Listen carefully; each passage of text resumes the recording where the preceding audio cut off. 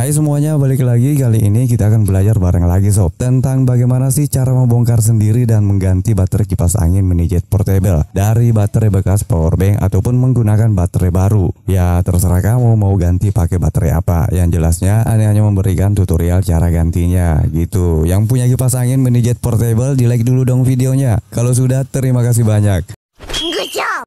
Oke, jadi ditonton videonya sampai habis sob, biar kamu nggak gagal paham. Seperti ini video cara lengkapnya. Let's go story.